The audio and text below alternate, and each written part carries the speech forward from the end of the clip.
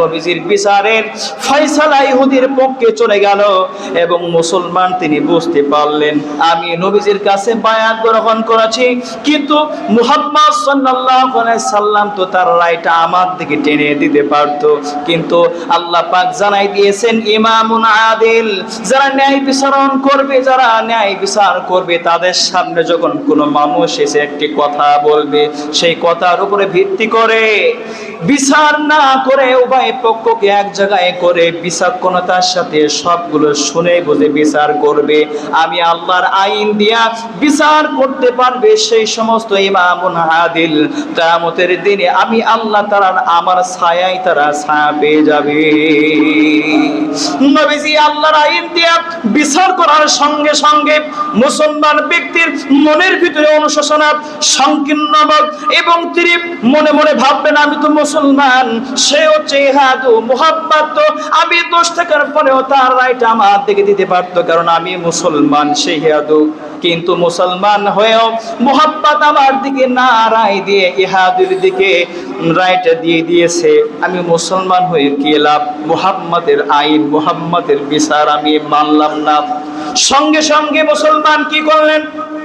হযরতে ওমর ইবনুল খাত্তাব রাদিয়াল্লাহু তাআলা আনহুর কাছে দরবারে চলে গেলেন।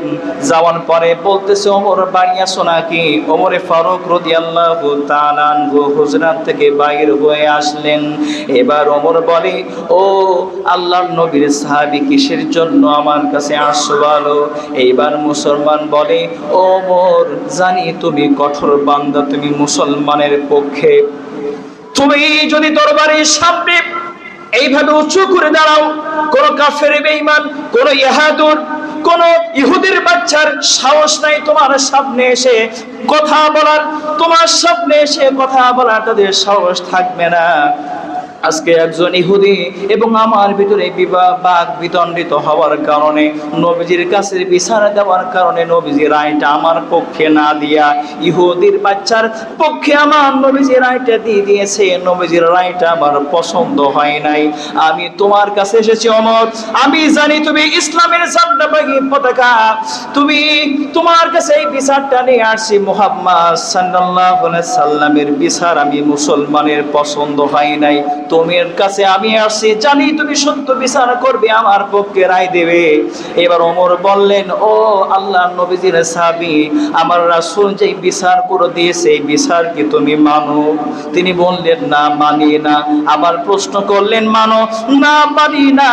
এইবার বললেন, শেষবারের মতো বলতেছি, তুমি কি বিচার মানো কিনা? তিনি বললেন না, মানি না। ওমর বললেন, ঠিক আছে, তাহলে আমি সঠিক বিচার করব, তুমি যেহেতু আমার কাছে বিচার পাওয়ার জন্য চলে আসলে।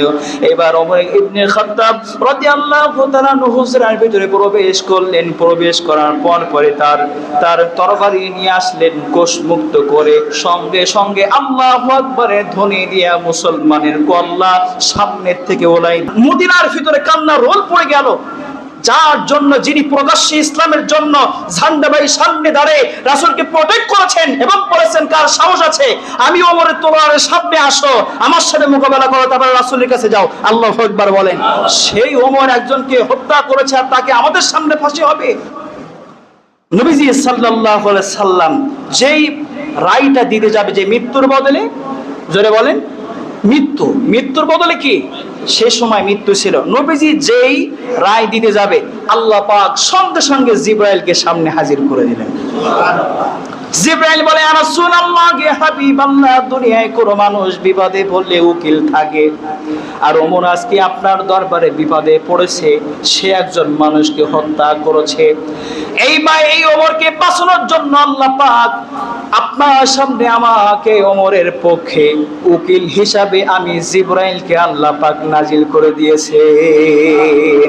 ওগো রাসূল শুনেন, আল্লাহ পাক জানাই দিয়েছেন, ফালা ওয়া রাব্বিকা লা ইউবিনুনা হাত্তা ইউহাক্কিমুকা ফীমা শাজারা বাইনাহুম। আল্লাহু আকবার বলেন।